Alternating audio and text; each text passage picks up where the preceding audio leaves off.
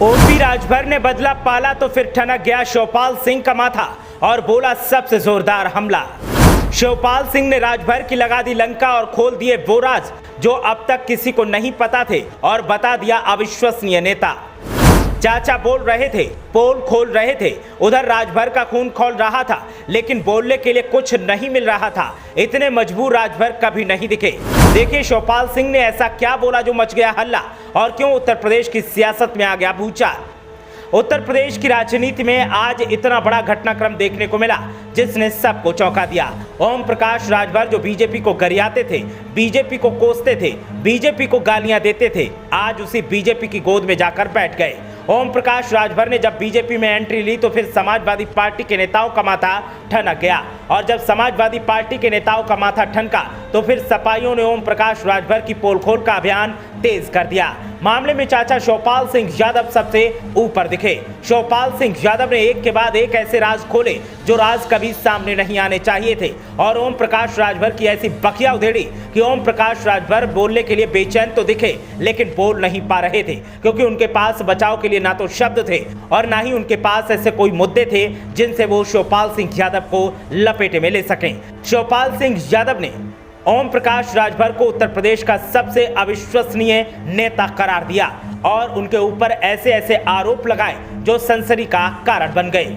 Samajwadi party के राष्ट्रीय महासचिव शिवपाल सिंह यादव ने राजभर पर तंज कसा और कहा कि अभी कुछ दिन पहले वो मायावती को प्रधानमंत्री बना रहे थे। शिवपाल सिंह यादव ने कहा कि ओम प्रकाश राजभर का कोई स्थायी ठिकाना नहीं है, वो कब कहां कैसे चले जाएं उनका कोई भरोसा नहीं है। भविष्य में जहूराबाद से भी उनकी जमानत जब्त हो जाएगी। जहां से वो चुनाव लड़ेंगे वहां से उन्हें हार का सामना करना पड़ेगा। शिवपाल सिंह यादव ने इस मौके पर कहा कि जनता ओम प्रकाश राजभर का चरित्र जान चुकी है। ओम प्रकाश राजभर की हकीकत खुलकर सामने आ गई है। जनता को पता है कि राजभर सिर्फ परिवारवाद की राजनीति करते हैं। जहां उन्हें अपने हित दिखाई देते हैं वहीं वो पहुंच जाते हैं। पहले बीजेपी में यही सब देख रहे थे, फिर बाद में सपा के साथ आए और अब एक बार फिर बीजेपी में पहुंच गए।